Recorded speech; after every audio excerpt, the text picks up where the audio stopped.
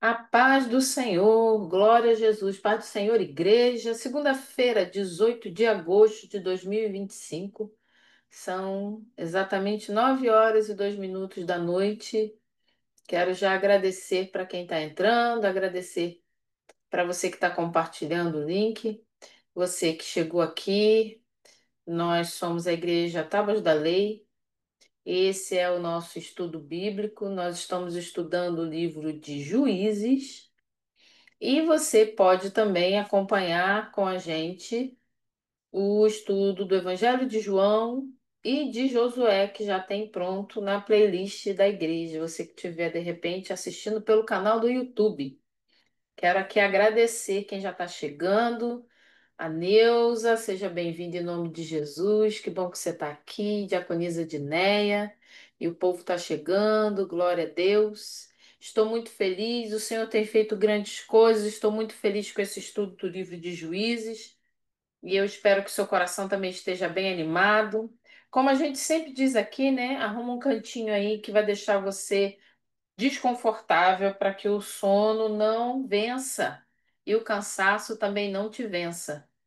Então, arrume um cantinho para ficar aí desconfortável. Procure, de repente, um caderno, uma caneta, alguma coisa para você poder escrever e estar acompanhando, porque a gente vai falando sobre versículos bíblicos, aí você vai acompanhando, a gente compartilha a tela do computador, você pode ir anotando, você pode tirar print e você pode depois assistir de novo lá no canal do YouTube. Hoje eu postei no grupo, né? Nós temos o grupo do WhatsApp e que a gente ia sobre o anúncio, né, do estudo para lembrar o pessoal, porque a vida é corrida, a gente precisa ajudar a lembrar. E tinha gente lá do Brasil assistindo o livro de Josué, o estudo do livro de Josué. E eu vou dar um spoiler, é minha tia, a irmã do meu pai. Os familiares ajudando. Isso é bom, né? A gente saber. Então, você pode compartilhar para pessoas que não podem estar aqui nesse horário. A pessoa tem um horário mais tranquilo para assistir, prefere talvez assistir na televisão do que no computador. Fique à vontade. Quero dar a parte do Senhor para Bianca também, que chegou. Diaconisa Célia, Pastor Nilton, Pastora Simone. Glória a Deus, vamos orar? Senhor, nesta noite nós te agradecemos por mais essa oportunidade de estarmos na tua presença, estudando a tua palavra, iniciando o estudo de mais um livro. Senhor, o Senhor é maravilhoso. Quantos, Senhor, quantos não têm esse privilégio? Nos ajuda, Senhor, e nos ensina a dar valor ao prêmio que nós temos de ter acesso livre à tua palavra. Nessa noite, sara os nossos corações e a nossa mente, que a nossa mente e o nosso coração seja completamente transformado pelo poder da tua palavra, porque a tua palavra, Senhor, ela cura, ela liberta, ela alimenta. Senhor, faz o que lhe apraz, Espírito Santo visita cada um, os corações, trabalha de forma coletiva e de forma individual. Senhor, não permita que o inimigo venha nos atacar, mas que apenas a tua voz venha falar audível, em alto e bom som dos nossos ouvidos nessa noite. Nos ajuda, Senhor. Nos ajuda, Pai. No nome de Jesus. Amém. Glória a Deus. Juízes, o capítulo é o primeiro. Glória a Jesus. Você que não estava com a gente aqui, você pode voltar lá no canal do YouTube e assistir a nossa introdução do livro de Juízes. Nós temos o hábito de não iniciar logo no primeiro capítulo. A gente gosta de dar um panoramazinho, né, para a gente ter uma ideia do que a gente vai estudar e a gente fez isso na semana passada. Vamos lá, Juízes do capítulo é o primeiro. Abra sua Bíblia, por favor, acompanhe. Mesmo que a sua Bíblia esteja numa tradução diferente da minha, é muito bom que você acompanhe. Juízes, capítulo 1 diz assim: a guerra contra os cananeus restantes. Depois da morte de Josué, os israelitas perguntaram ao Senhor: quem de nós será o primeiro a atacar os cananeus? O Senhor respondeu: Judá será o primeiro, eu entregarei a terra em suas mãos. Então, os homens de Judá disseram aos seus irmãos de Simeão: venham conosco ao território que nos foi designado por sorteio e lutaremos contra os cananeus. Iremos com vocês para o território que lhes foi dado. E os homens de Simeão foram com eles. Quando os homens de Judá atacaram, o Senhor entregou os cananeus e os ferezeus nas mãos deles, e eles mataram 10.000 homens em Bezeque. Foi lá que encontraram Adoni-Bezeque. Lutaram contra ele e derrotaram os cananeus e os ferezeus. Adoni-Bezeque fugiu, mas eles o perseguiram e o prenderam, e lhe cortaram os polegares das mãos e dos pés. Então, Adoni-Bezeque disse: 70 reis com os polegares das mãos e dos pés cortados apanhavam migalhas debaixo da minha mesa. Agora Deus me retribuiu aquilo que lhe fiz. Eles o levaram para Jerusalém, onde morreu. Os homens de Judá atacaram também Jerusalém e a conquistaram. Mataram seus habitantes ao fio da espada e a incendiaram. Depois disso, eles desceram para lutar contra os cananeus que viviam na serra, no Neguebe e na Cefelá.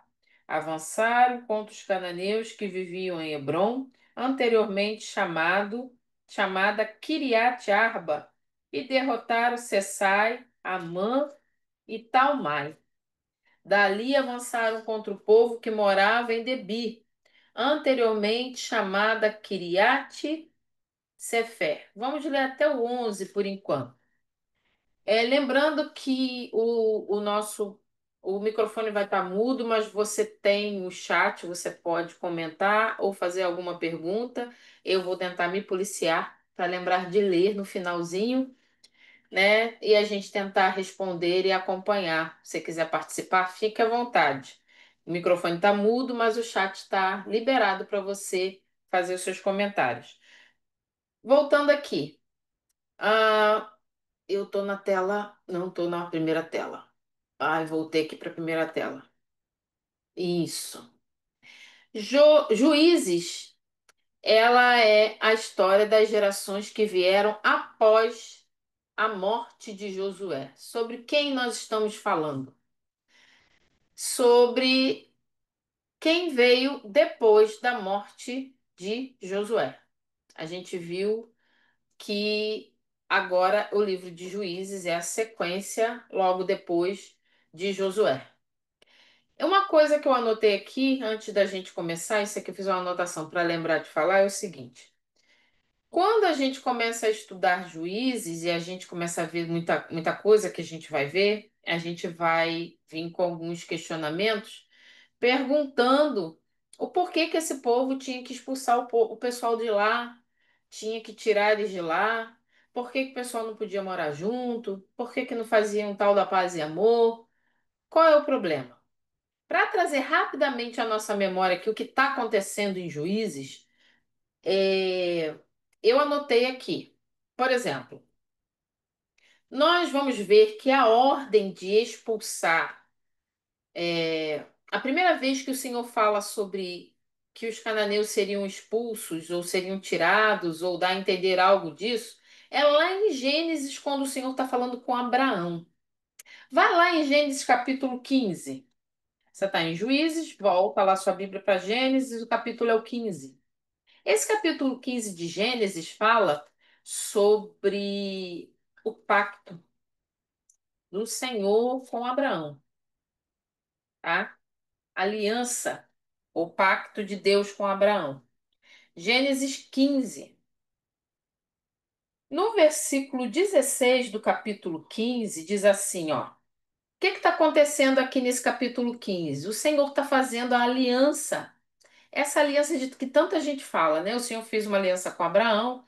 Abraão acreditou, ele creu, ele confiou, ele teve fé, e isso foi imputado nele com justiça, que o Senhor prometeu que ele teria muitos filhos, que lhe daria uma terra por herança. Quando que isso acontece? Aqui no capítulo 15 tem esse acontecimento. Quando chega aqui no versículo 16 do capítulo 15, o Senhor está falando com Abraão. Abraão, ele tem uma visão, ele tem uma visão, tá? E o Senhor fala com ele no capítulo 15, versículo 16. Na quarta geração, os seus descendentes voltarão para cá. porque a maldição dos amorreus ainda não atingiu a medida completa. Oi? A maldade, falei maldição. Na quarta geração, os descendentes voltarão para cá, porque a maldade dos amorreus ainda não atingiu a medida completa. O Senhor está falando com Abraão e está dizendo para ele que a sua descendência seria escrava seria escravizada por um outro povo. Depois de um tempo eles seriam livres. A gente sabe que os descendentes de Abraão foram escravizados no Egito, depois foram livres, saíram do Egito. Deus usou Moisés e libertou o povo do Egito. Aí o que que o Senhor diz? Que depois que isso acontecesse, os descendentes de Abraão voltariam para aquele lugar aonde o Senhor estava ali conversando com Abraão. Então, o conquistar, estar ali nas terras, era algo que o Senhor havia confirmado, havia prometido para Abraão. Eles voltarão para cá. E observe um detalhe que o Senhor fala aqui com Abraão no versículo 16. Ele diz assim, ó: na quarta geração, os seus descendentes voltarão para cá, porque a maldição dos amorreus ainda não atingiu, Senhor amado, a maldade dos amorreus ainda não atingiu a medida completa. Para que o povo fosse livre do Egito e chegasse até Canaã, existia um prazo. O Senhor deu um prazo aos cananeus, aos heveus, aos jebuseus, ao povo que estava vivendo em Canaã, estava vivendo em toda aquela terra. Enquanto os descendentes de Abraão estavam sendo escravizados no Egito, o povo já vivia, tinha um povo que estava vivendo ali naquele lugar aonde Abraão teve a revelação de Deus.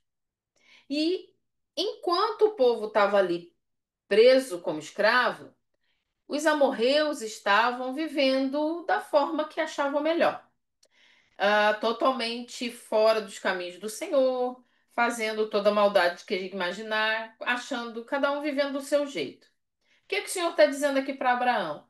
Quando o limite da maldade chegar, eu vou usar os seus descendentes como uma arma de justiça para tirar o povo de lá. Por quê? Porque havia um limite. O Senhor sabia que esses povos não iriam se arrepender. Por isso, quando chega aqui em Juízes, nós estamos vendo que o Senhor manda que expulse. Todo tempo o Senhor vai falar. Quando eles saem no Êxodo, Números, Levítico, Josué, o Senhor vai estar falando com o povo: expulse, não façam aliança, não façam casamentos mistos, não vivam juntos. Por quê? Porque o Senhor sabia que esse povo não iria mudar o seu comportamento.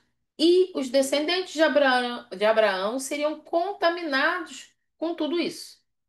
Então, aqui nós não estamos falando de forma nenhuma que o Senhor ele é contra é, pessoas, contra povos, contra países, contra etnias. Não, só vai viver aqui se for o povo de Israel, se for os descendentes de Abraão. O Senhor não está fazendo nenhum tipo de genocídio étnico, ok? O Senhor estava mandando que expulsasse, porque já tinha chegado no limite, totalmente no limite, toda a maldade que eles poderiam cometer, ok? Só para a gente lembrar. Volta lá para Juízes capítulo 1. O que que a gente vai ver aqui em Juízes no livro de Juízes? Nós vamos ver o problema da idolatria. A desobediência do povo vai levar o povo à idolatria, porque os cananeus eram um povo idólatra. E a gente vai ver muito sobre a idolatria. Logo aqui nesse primeira parte que a gente leu aqui do versículo 1 até o versículo 11 de Juízes, a gente vê nessa primeira sessão aqui algo que vai acontecer, que acontece parecido com o que vai acontecer lá no final. A gente, no capítulo primeiro, a gente lê e fala assim, ué, mas cadê o juiz dessa história aqui? A gente vai ler e não vai ver nenhum juiz como Em outros capítulos a gente vai ver Débora, nós vamos ver Gideão, nós vamos ver Sansão, vamos ver outros juízes. Nesse capítulo aqui a gente não vai ver falar de nenhum relato de juiz. O livro começa com a continuação da conquista. Lembra? A herança, mas tinha que conquistar, tem que avançar. Logo aqui no começo, a gente vai ver que a coisa não está seguindo estilo Josué, padrão que Josué estava levando. Por quê? Porque Israel ele é inclinado para o pecado. Quem não é, né? É inclinado para o pecado. A gente leu aqui, olha, no versículo primeiro, dizendo que o povo perguntou, fala assim, ó, os israelitas perguntaram ao Senhor: quem de nós será o primeiro a atacar os cananeus? Até aí tá correto. Estão seguindo bem. Só que a obediência vai acabar bem aí. O Senhor fala assim: Judá será o primeiro, eu entregarei a terra em suas mãos. O povo vai avançar, vai se unir. A gente vai ver aqui, a gente leu aqui que eles vão se unir, os irmãos vão se unir. Inicia assim com uma informação muito boa, porque os irmãos vão se unir para lutar. Só que a gente vai ver que o comportamento deles, apesar da vitória, não vai ser do jeito que tinha que ser. Quantas vezes, né, a gente consegue alcançar uma vitória e a gente não continua agindo da forma que a gente deveria agir? Então, Israel é um povo inclinado para o pecado.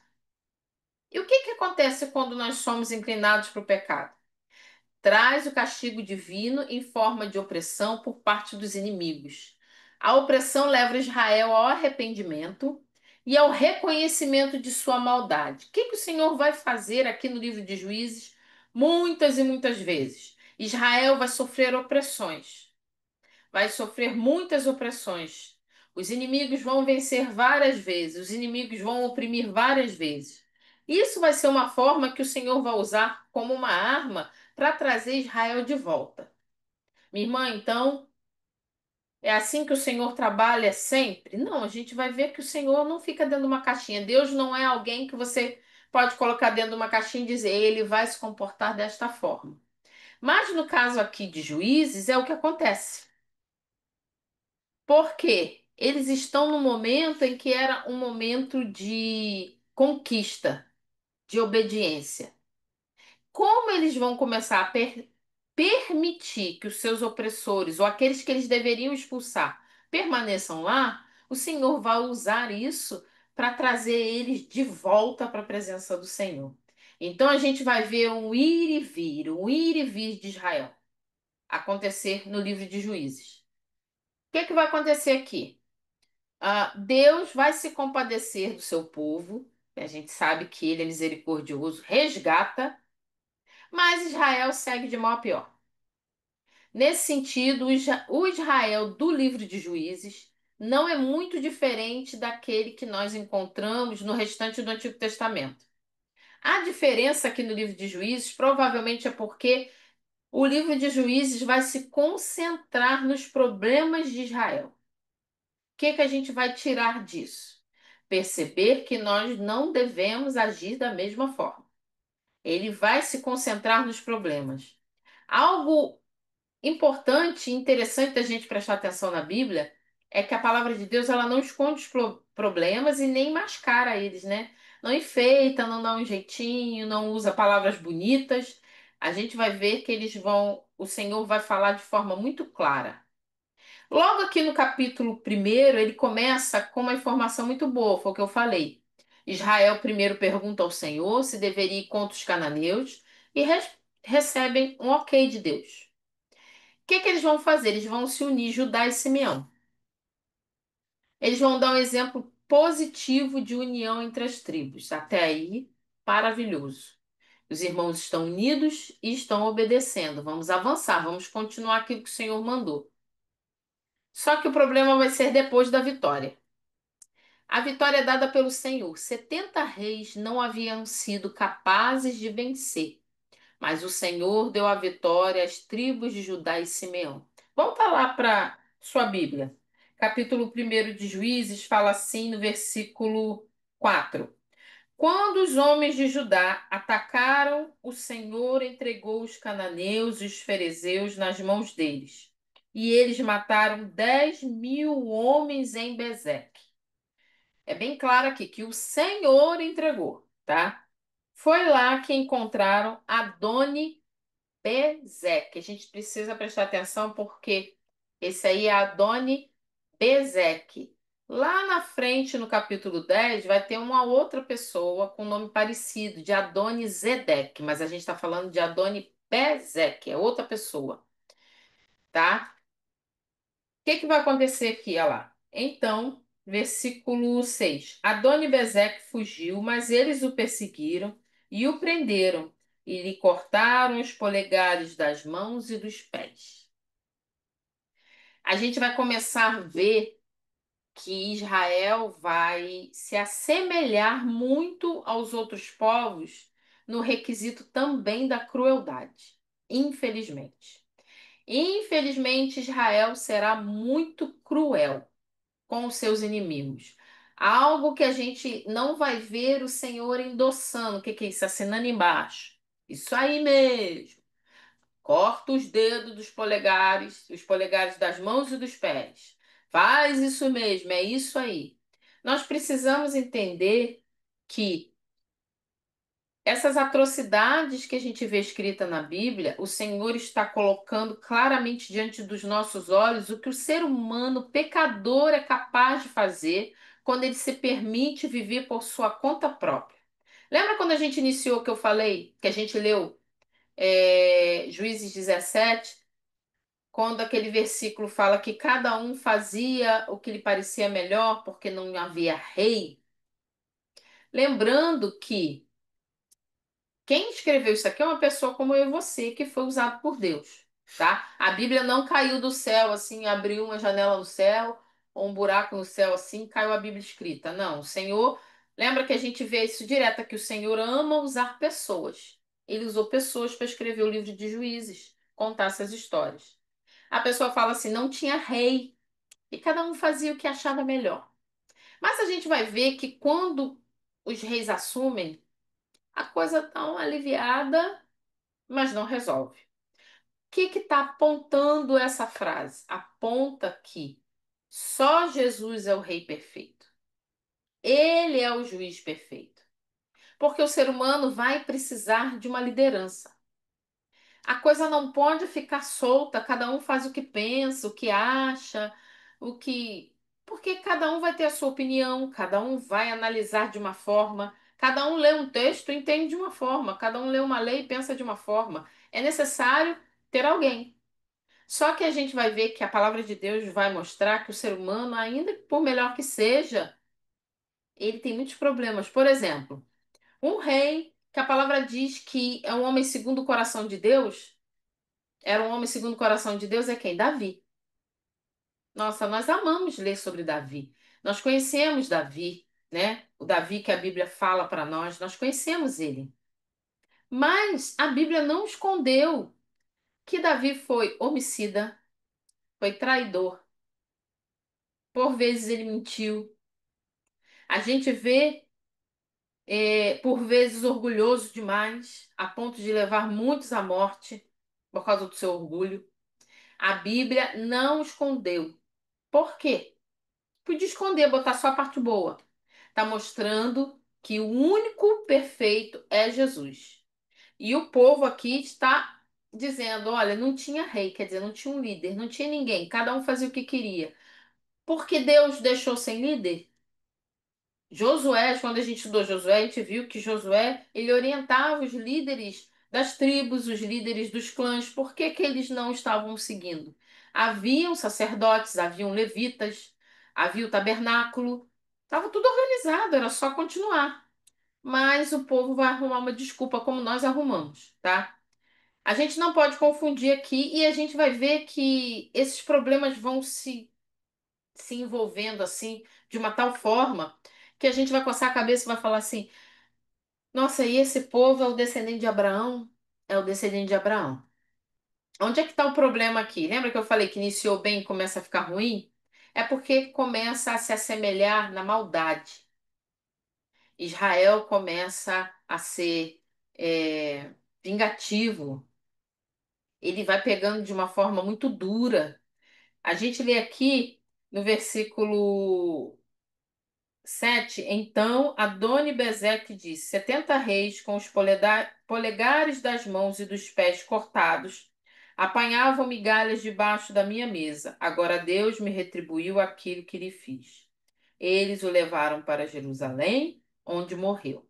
Lembre que esse rei aqui é o rei do local aonde o povo, né, chegou para conquistar. Então esse rei era aquele que tinha que sair de lá.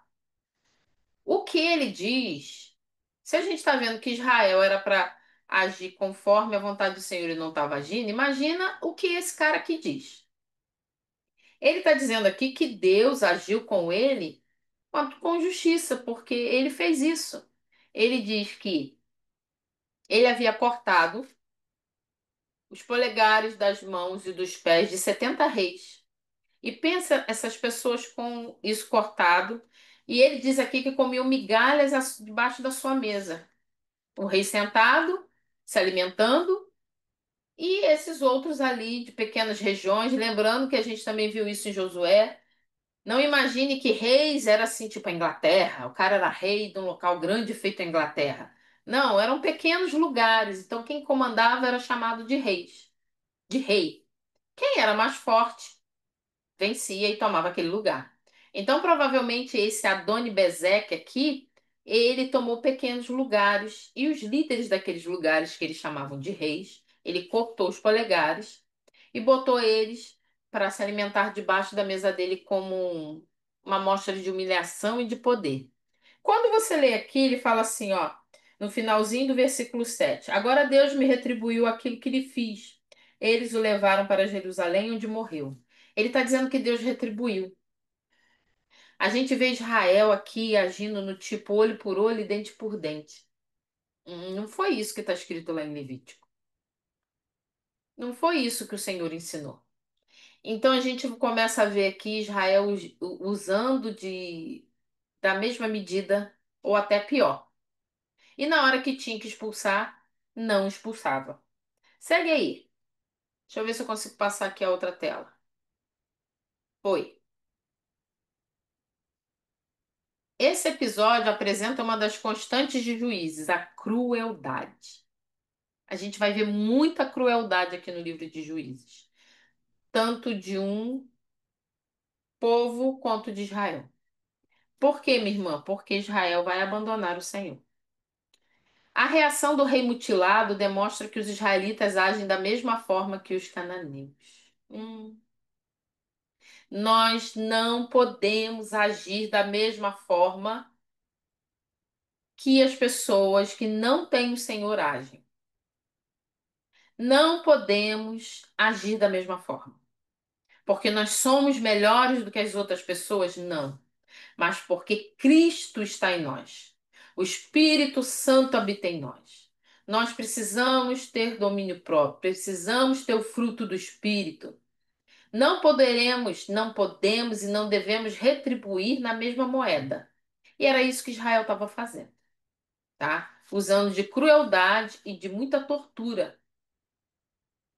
Quando Josué conquista Ai, a gente vai ver que ele enforcou o líder. Mas você não vê nenhuma tortura, porque precisava ali mostrar que ele comandava e tirar o líder do poder. Mas não tem nenhum requinte de crueldade ou tortura.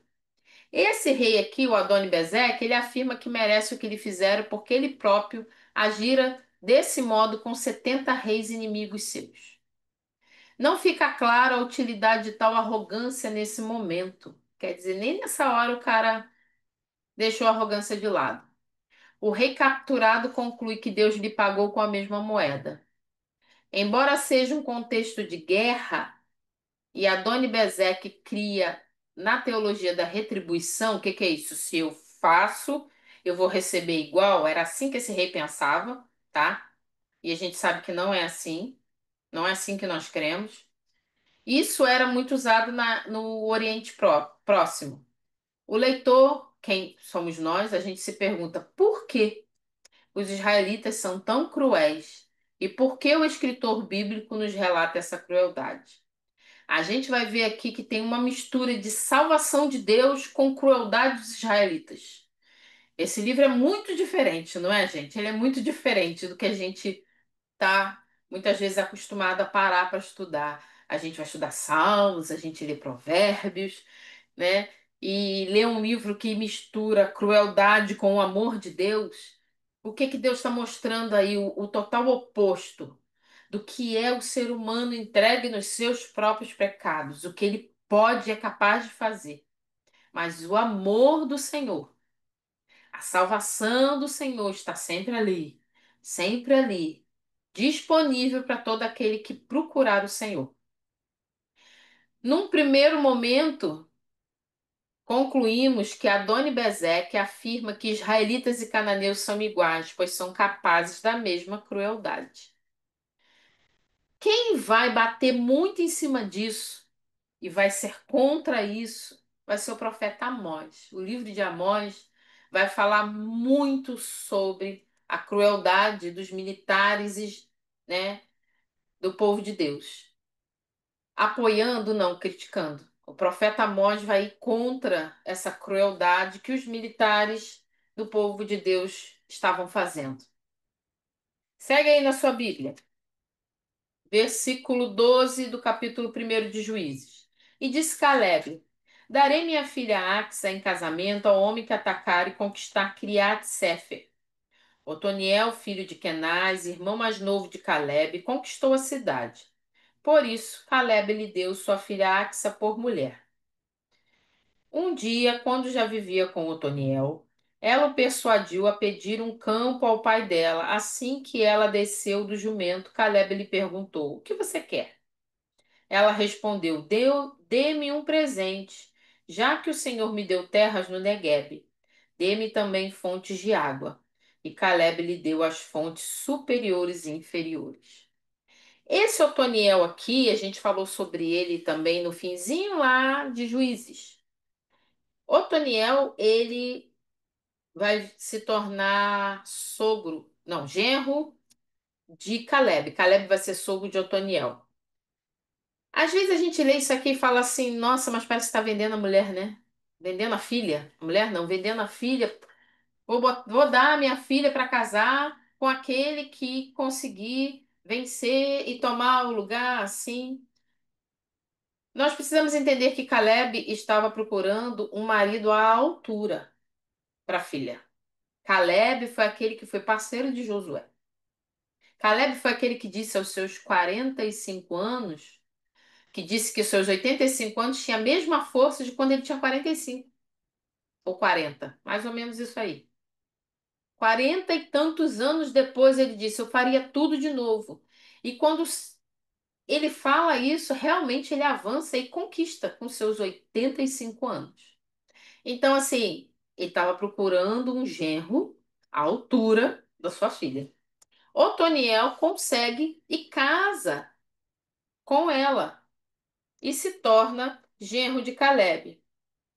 Essa essa filha, né, Axa, o que que vai acontecer? Com certeza ela foi uma que cresceu vendo a obediência do seu pai, vendo que o Senhor é um Deus provedor, que o Senhor é um Deus que cumpre as suas promessas. Ela recebe um marido à altura, recebe a herança do pai, terras, só que está faltando água. Ela vai com uma autoridade, vai lá falar com o pai dela e pede. O pai dela fala assim: O que que você quer? Aqui no versículo 14, finalzinho do 14. No 15 ela diz assim: Ela respondeu: Dê-me um presente. Já que o Senhor me deu terras no Neguebe, dê-me também fontes de água. Vê como que o casal estava andando junto. Otoniel a gente vai ver que ele vai se tornar o primeiro juiz e ele vai ser o melhor dos juízes. Daí para frente a coisa só vai piorar. Ele vai ser. Olha como tudo aponta. Alguém que lutou para conquistar, entendeu a ordem do Senhor, vai ter uma esposa que cresceu vendo tudo isso, vai ter um sogro que sabe quem é o Deus a quem a família serve, ele vai se tornar um juiz, e o melhor juiz, ao meu ver, de todo o livro de Juízes, em termos de fidelidade e obediência ao Senhor, apesar da passagem que vai falar sobre ele ser bem pequena, a gente começa a ver que as coisas assim não brotam por acaso. E ela, do mesmo nível, pede ao pai e ele entrega para ela o que ela pede. Algumas pessoas vão achar que aquilo ali é só um negócio, mas a gente vê que a família está trabalhando com a mesma visão. Algo a gente vê muito parecido acontecer, eu tenho anotado aqui. Vamos lá, Números. Abre a sua Bíblia em Números, capítulo 27. A gente fala assim: ah, mas a Bíblia é muito contra a mulher, mas a Bíblia não dá espaço para a mulher, mas não sei o quê. Gente, a Bíblia não é nem feminista, nem nada disso. A Bíblia é a palavra de Deus. Números 27. Vimos uma mulher com entendimento, fez o lar dela prosperar, se tornou.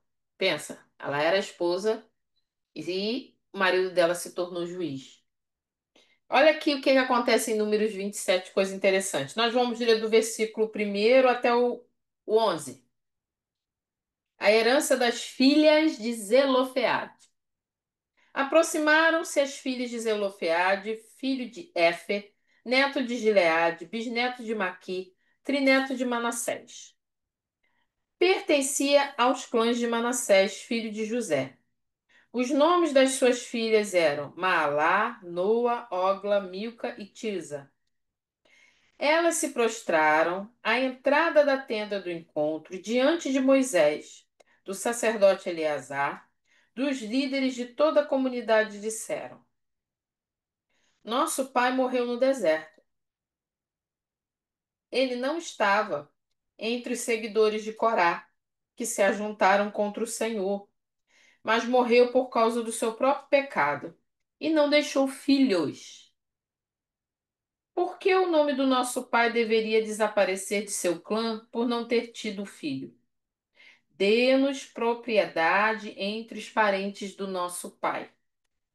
Moisés levou o caso perante o Senhor, e o Senhor lhe disse: As filhas de Zelofeade têm razão.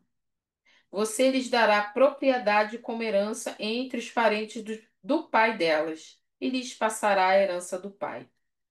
Diga aos israelitas: se um homem morrer e não deixar filho, transfiram a sua herança para sua filha. Se ele não tiver filha, deem a sua herança aos irmãos dele. Se não tiver irmãos, deem-na aos irmãos de seu pai. Se ainda seu pai não tiver irmãos, deem a herança ao parente mais próximo, em seu clã. Esta será uma exigência legal para os israelitas, como o Senhor ordenou a Moisés. Você percebe aqui que Axa, ela tomou uma atitude parecida com a atitude que as filhas de Zelofeade tomaram? Elas vão diante de Moisés e dizem: Olha, o nosso pai morreu e não deixou filho homem, filho, só deixou filha. Ele não se rebelou contra Moisés, ele não estava lá enfiado na confusão de Corá, que Corá foi aquele que foi contra Moisés, se levantou contra Moisés, a terra abriu e engoliu ele vivo. Não estava lá, ele apenas morreu. Seu próprio pecado, quer dizer, ele envelheceu e morreu.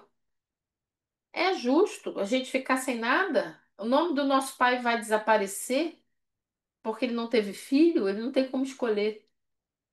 O que que Moisés faz? Ele leva diante do Senhor e o Senhor diz assim: elas têm razão. E elas não mudaram a situação apenas a favor delas. Você vê que a gente leu aqui que se não tiver filho, vai para a filha. Se não tiver filha, vai para o irmão. Se não tiver irmão, vai para o parente mais próximo. Mas o nome dessa pessoa não vai desaparecer. Então, essa história de que a Bíblia é contra a mulher, de que a Bíblia é isso, que a Bíblia é aquilo, não deixe se enganar. O Senhor ama a todos de igual maneira. Ele entregou o seu Filho unigênito para morrer por todo aquele que nele crê. E esse que crê no Senhor terá a vida eterna, não vai perecer. Então elas tomaram uma atitude aqui e conseguiram mudar toda uma história. É a mesma coisa que aconteceu com Axa. Eu acredito que ela pode ter se espelhado na história das filhas de Zelofeade. Volta lá para Juízes.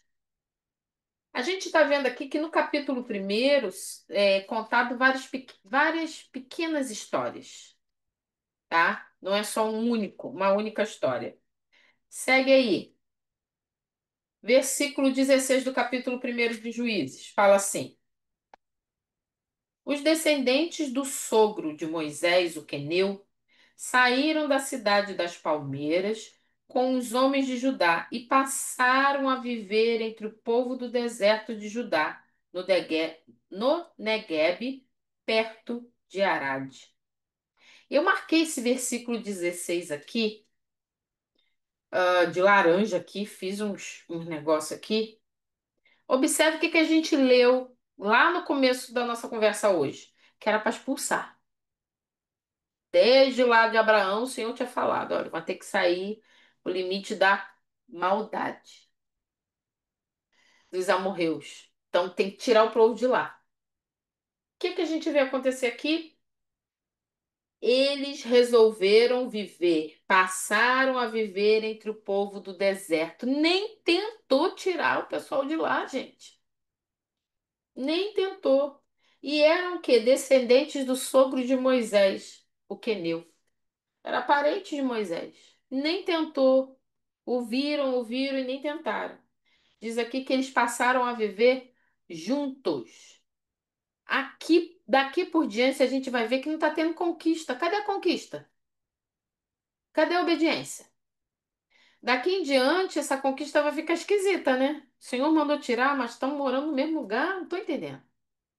Os queneus, descendentes do sogro de Moisés, unem-se à tribo de Judá para ir a Jericó, a cidade das palmeiras, não para tomá-la, mas para viver como habitantes daquele lugar. Essas novas informações também põem os israelitas em pé de igualdade com os cananeus. Olha o problema. O Senhor falou o limite da maldade, era muita maldade. Eles estão se colocando em pé de igualdade. Gente, a gente não pode fazer isso. Talvez isso explique seu comportamento tão semelhante.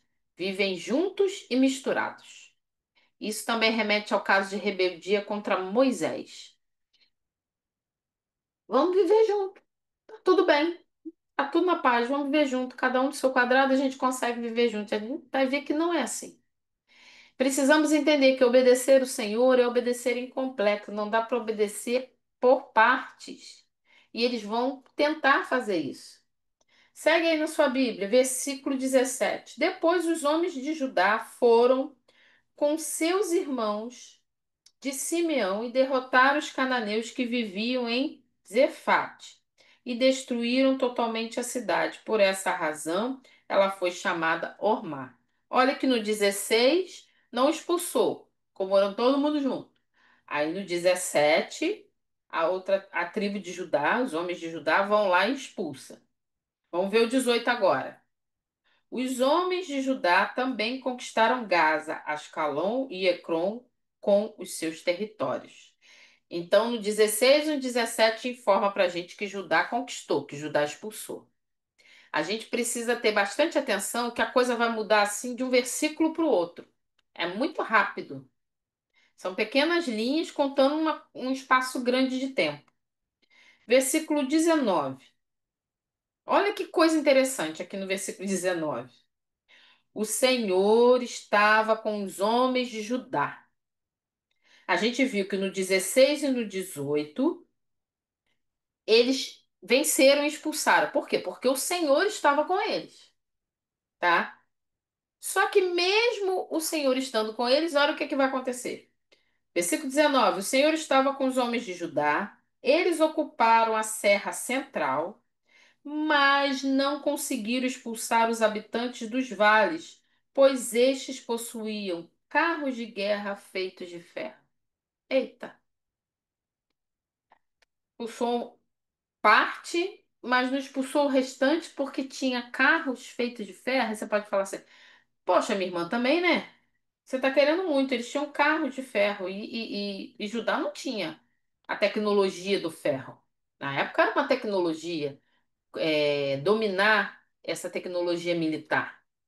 Só que a gente precisa entender que Deus, ele não se limita à tecnologia. Deus, ele não é afrontado por carro de guerra, por ferro, por bomba atômica, nem por nada.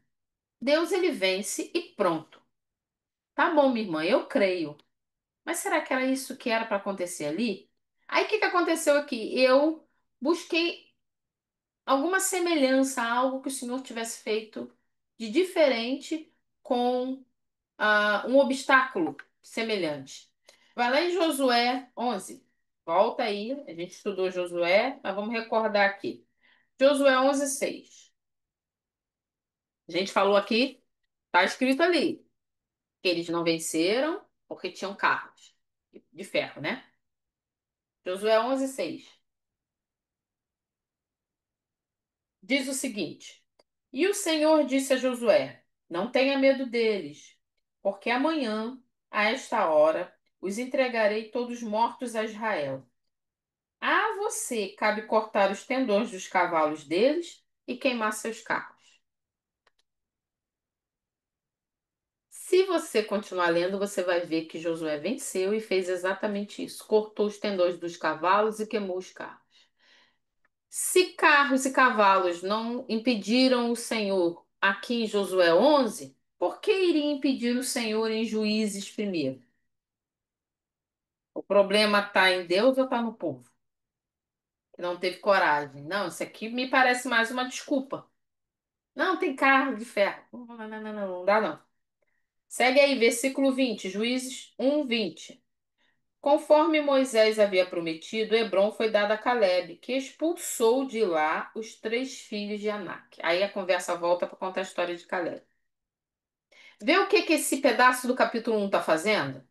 Ele fala, não conseguiu, conseguiu, não conseguiu, conseguiu, não conseguiu. Vai tendo um sim e um não, um sim e um não. Vai mostrando. Tem hora que consegue, tem hora que não consegue. Por que que tem hora que consegue? Porque está na obediência. Está fazendo o que o Senhor mandou. Por que que não consegue? Não, não quero me dispor. Para que que eu vou lutar? Tá todo mundo de boa aqui. Eu vou tirar esse pessoal daqui para quê? Vamos ficar aqui. Vai lá. Versículo 21. Olha só. Já os benjamitas deixaram de expulsar os jebuseus que estavam morando em Jerusalém. Os jebuseus vivem ali com os benjamitas até o dia de hoje. Caleb expulsou, mas os benjamitas falam assim, não, vamos expulsar não, vamos ficar aqui todo mundo junto. Se ficar na paz, cada um com seu Deus, está tudo ok. Mas não é a ordem que o Senhor deu. Então, tem hora que expulsa e tem hora que não expulsa. É importante a gente prestar atenção. Você vai falar assim, minha irmã, mas por que que vai batendo e vai repetindo, vai falando isso tantas vezes? A gente precisa entender qual vai ser o maior problema do livro de Juízes. A mistura com o pecado. Desobediência mistura com pecado. Mistura com pecado. Povo de Deus não pode se misturar com o pecado. Nós já somos pecadores por natureza. Devemos lutar contra o pecado e não absorver o pecado. Devemos ser exemplos para outros e não o que o outro está fazendo modificar o meu jeito de ser.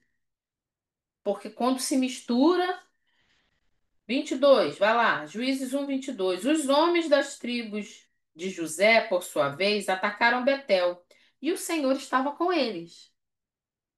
Enviaram espias a Betel, anteriormente chamada Luz. Quando os espias viram um homem saindo da cidade, disseram-lhe: Mostre-nos como entrar na cidade, e nós lhe pouparemos a vida. Ele mostrou como entrar, e eles mataram os habitantes da cidade ao fio da espada, mas pouparam o homem e toda a sua família. Ele foi então para a terra dos Hititas, onde fundou uma cidade e lhe deu o nome de Luz, que é o seu nome até o dia de hoje. Isso aqui lembra é, Raabe, né? Que orientou, que avisou, ajudou os espias. A diferença é que esse aqui não quis ficar com o povo. Ele foi embora e fundou uma cidade lá. Versículo 27. Manassés, porém, não expulsou o povo de Bet-Sean, o de Taanaque, o de Dó, o de Ibleã e o de Megido, nem tampouco dos povoados ao redor dessas cidades, pois os cananeus estavam decididos a permanecer naquela terra. A decisão dos cananeus era mais forte do que a obediência, né, do povo.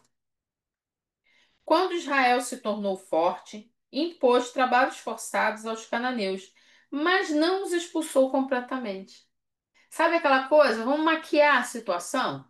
Se tornaram fortes o suficiente. Para quê? Para escravizar e não para expulsar? Para fazer um pouquinho. Vou pecar só um pouco. Estou mais forte, mas assim, aquele pecado ali continua. Eu estou forte para deixar de fazer outros. Não estou tão forte assim para tirar tudo. Versículo 29. Efraim também não expulsou os cananeus que viviam em Gézer, mas os cananeus continuaram a viver entre eles. Nem Zebulon expulsou os cananeus que viviam em Quitrom, e nem Naalol. Mas estes permaneceram entre eles e foram submetidos a trabalhos forçados. Nem Asser expulsou os que viviam em Aco, Sidom, Aleb, Aquisibe, Elba, Afeque e Reobe. E por esse motivo, o povo de Asser vivia entre os cananeus que habitavam naquela terra. Nem Naftali expulsou os que viviam em Bet-Semes e em Bet-Anate, mas o povo de Naftali também vivia entre os cananeus que habitavam a terra. E aqueles que viviam em Bet-Semes e em Bet-Anate passaram a fazer trabalhos forçados para eles. Os amorreus confinaram a tribo de Dan à Serra Central, não permitindo que descessem ao vale. Os outros ali conseguiram escravizar, mas no caso de Dan, eles ainda foram pressionados a ficar onde estava. Eles foram acuados. Sabe quando o pecado acua, gente? Prende. Eles ficaram presos, não conseguindo sair de onde eles estavam, descer do vale. 35. E os amorreus igualmente estavam decididos a resistir no Monte Heres, em Ajalon e em Saalbim. Mas quando as tribos de José ficaram mais poderosas, eles também foram submetidos a trabalhos forçados. A fronteira dos amorreus ia da subida de Acrabim até Selá e mais adiante. A gente não vê mais expulsar. Você vê que a coisa foi só piorando? No começo a gente vai ver que uma hora expulsa, outra hora não, uma hora vive junto. Aí a gente vai vendo que não, vamos viver junto. Aí agora que eu tô forte, eu não vou expulsar não, vai fazer trabalhos forçados. E isso vai fazer com que o povo comece a se parecer com os cananeus. E a gente vai ver que essa maldade dos cananeus, que que precisava chegar ao limite, vai ser absorvida por Israel. Em breves notas sobre a convivência de Israel com os cananeus nos preparam para entender a conduta de Israel em Juízes. Não é um povo regido pela lei, mas por instintos humanos e culturais. E isso é bem atual, né? É o que eu penso, é o que eu acho, é o meu instinto, é como eu acordei, é como eu dormi. Pela cultura, não, a cultura diz que é assim, tá ok. A cultura da exclusão, não, é a cultura do lugar, é a cultura das pessoas. Nós não vivemos por cultura e nem por instintos humanos, devemos viver pela palavra de Deus. Israel clamará a Deus nos momentos de desespero, mas seu relacionamento com Deus, seu comportamento diante dos inimigos e seu colapso social revelam as sérias dificuldades de Israel para construir uma identidade própria e uma unidade nacional. A piedade se mistura a muita impiedade. Nós precisamos entender que nós não podemos ser absorvidos pela cultura.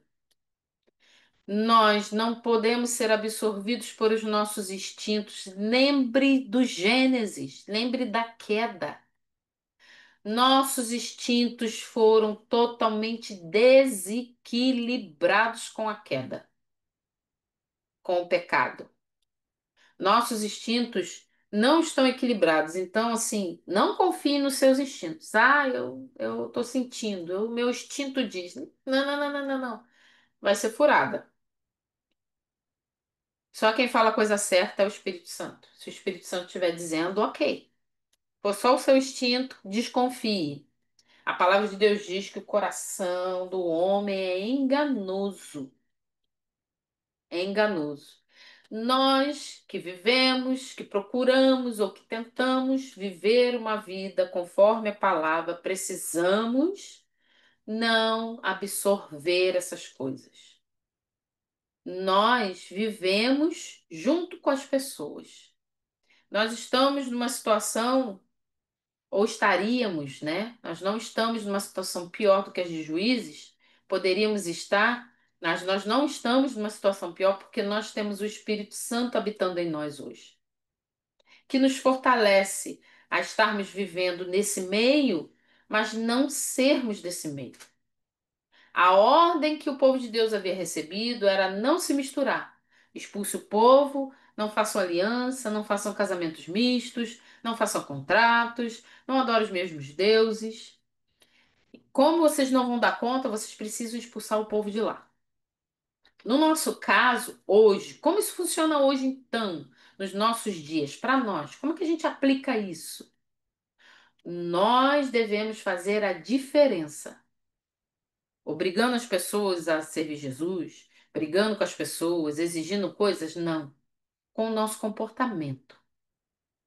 Lembra que a gente viu logo no começo ali daquele rei que ele cortou os polegares e ele disse: É, realmente, eu merecia isso que vocês fizeram. O que que ele quis dizer? Vocês estão igual a mim, vocês estão fazendo exatamente o que eu faço. Como que nós conquistamos o outro com o nosso comportamento? Agindo de uma forma inesperada. Que forma é essa? O amor de Jesus que habita em nós. Eu não dou conta, não dou mesmo. O Espírito Santo é que vai fazer através de nós. Como que pessoas inalcançáveis são alcançadas pelo Evangelho? Por muito falar, para a gente ficar aqui um tempão falando, igual eu fico falando, blá, blá, blá. Não. São alcançadas pelo nosso comportamento.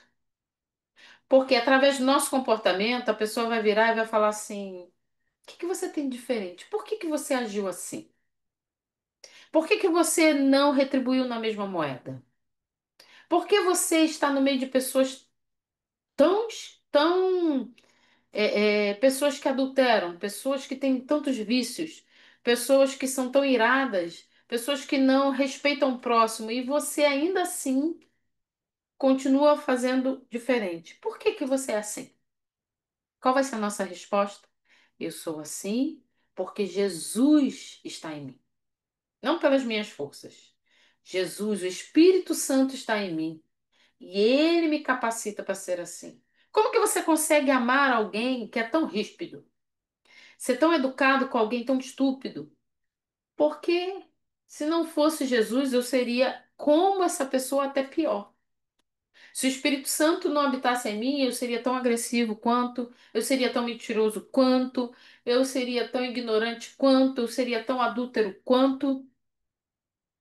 Por que que hoje nós vemos tanto tanto ensinamento em que não falam de mudança, que não falam de mudar comportamento, de não falam porque, não, mas é a cultura, não, mas é assim, mas a gente precisa respeitar, a gente não pode falar isso. Isso aí é muito sensível para dizer. A gente está vendo que o nosso Deus, ele não. Assuntos sensíveis, ele trata bem claramente. A gente vai ver isso aqui. Qual é o nosso chamado hoje? O que que nós devemos fazer? Nos comportar diferente de Israel no tempo de Juízes. Nos comportar diferente daqueles que hoje se comportam do mesmo jeito que o mundo. O que que é o mundo? Jargão de crente. Talvez você, né, não tenha muito ah, conhecimento, não está habituado, né, a dizer, né? Porque não, o mundo, nós não, esse mundo aí não serve, não presta, as pessoas não prestam. Não, não é isso. O que nós chamamos de mundo é as coisas que estão diferentes, que são totalmente opostas à palavra. Nós entendemos que a palavra de Deus vem direto do Senhor. A Bíblia vem direto do Senhor, é a palavra do céu. Então nós procuramos nos comportar conforme a orientação que vem do céu. Por isso que nós dizemos o mundo. Mas é porque nós odiamos esse mundo? Não, nós devemos amar as pessoas que estão aqui. Porque Deus entregou o seu único filho por amor. Ele amou tanto que entregou. Então, quem sou eu para deixar de amar? Mas eu não dou conta de amar? Bem-vindo ao clube. Como que a gente consegue amar? Porque o Senhor nos amou primeiro. Ele nos usa em amor. E pessoas vão chegar até nós. Não podemos retribuir na mesma moeda. E outra coisa, diferente aqui de Juízes, aonde Israel deveria expulsar, nós não temos autorização de expulsar ninguém. Uh-uh. Nós não temos. Mas nós temos o Espírito Santo habitando em nós. Porque nós somos chamados para ser sal da terra e luz do mundo. Nós precisamos fazer diferença nesse mundo difícil. Segunda-feira que vem, se o Senhor nos permitir, nós vamos entrar em Juízes capítulo 2. Glória a Deus.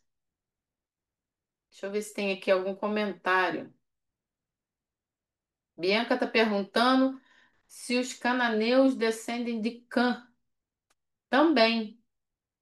Muitas vezes, quando fala na Bíblia dos cananeus, pode estar abrangendo aqueles outros povos também, Bianca. Jebuseus, Eveus, Ferezeus, Gigazeus. E a gente vai ver aqui na frente que vai começar a aparecer os filisteus. Então, às vezes, a Bíblia vai falar cananeus, ele vai estar tomando todo várias etnias, vários povos. Quando a gente leu lá em Gênesis, o Senhor falando que a maldade dos cananeus não havia chegado ao limite, o Senhor não está falando só dos cananeus na realidade. Porque aquele lugar aonde Abraão estava e o Senhor estava falando com ele é exatamente o lugar para onde o povo voltou. Lembra? Ficaram presos no Êxodo, lá no Egito, em Êxodo. Saíram lá do Egito e estavam indo para a cidade, para o local onde o Senhor havia prometido, que era onde o Senhor havia falado com Abraão, no mesmo lugar. Quando a gente estudou Josué, nós vimos vários mapas. Teve por vezes que a gente viu mapas. Aí tem que olhar lá qual é o número do estudo, que eu não sei. Mas nós vimos mapas. E quando a gente viu os mapas, a gente viu algumas coisas interessantes. Que Cananeus não pegava toda a área, mas tem assim, cananeus, aí a gente viu que tinha os jebuseus, tinham os heveus. Então os cananeus pegavam algumas cidades das conquistas, pegava, sei lá, eu vou chutar aqui, Debir, Laquis, Hebron, que são cidades. Vamos supor que pegava os cananeus estivessem tomando essa área. Mas outras cidades tava os outros povos, os heveus, os jebuseus, mas no geral ali todos tinham que ser expulsos. Em algumas vezes os cananeus serão os descendentes de Cã, mas vai ter hora que você vai ler cananeus, mas pode estar se referindo a várias etnias ali, a vários povos. Amém? Glória a Deus. Louvado seja o Senhor. Vamos orar. Gente, muito obrigada. 15 pessoas, 16 com o Dione, e talvez tenha até mais, que talvez você esteja com alguém aí do seu lado. Vamos orar? Senhor, nessa noite eu quero lhe agradecer pela tua palavra, pedir perdão, Senhor, por todas as vezes que nos misturamos. Pai, o Senhor disse que somos sal e luz, nos faz ser desse jeito. Não permita que a gente venha absorver, mas que nós sejamos aqueles que vamos fazer a diferença. Precisamos fazer a diferença nesse mundo difícil. trazendo, Senhor, levando o teu amor, a tua misericórdia, a tua palavra, a tua graça, o teu poder, Senhor, através das nossas atitudes, através do amor que o Senhor colocou em nós. Senhor, não nos permita, Pai, fazer do pecado aquela coisa pequena, acharmos, Senhor, que só esse pecado eu já controlo. Tira de nós, Senhor, tudo aquilo que não te agrada. Senhor, nos dá força para expulsar e tirar da nossa vida tudo aquilo que precisa ser retirado. Que nós, Senhor, não venhamos pensar que estamos sendo, Pai, livres, mas estamos, na verdade, Senhor, sendo escravizados pelo pecado. Não nos deixe, Senhor, permitir pactos que o Senhor não autorizou, alianças que o Senhor não concorda, habitação que o Senhor não deseja. Pai, abre os nossos olhos, fortalece os pés dos cansados nessa noite, levanta o abatido. Senhor, Espírito Santo, entra nos corações e na mente nessa noite. Somos sal da terra e luz do mundo, nos faz desse jeito.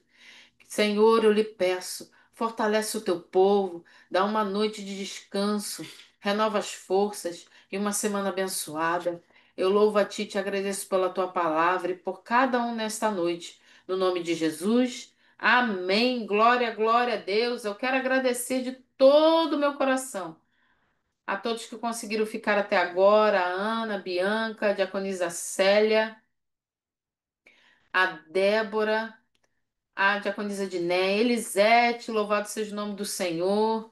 Glória a Jesus, a Neuza. Eu tenho um outro iPhone aqui, gente, que eu não sei quem é. Camila, aleluia. Letícia, Luciana, Pastor Newton, Pastora Simone, Missionária Teresa. Vocês têm mais alguém? Diácono Johnny, eu. Gente, muito obrigada. Até. Diácono não é. Presbítero Johnny. É porque são dois Johnny. Segunda-feira que vem a gente está de volta, se o Senhor nos permitir. Vai lá no canal da igreja, que o nosso primeiro estudo está lá. Até segunda-feira. Deus abençoe. Fiquem com Deus.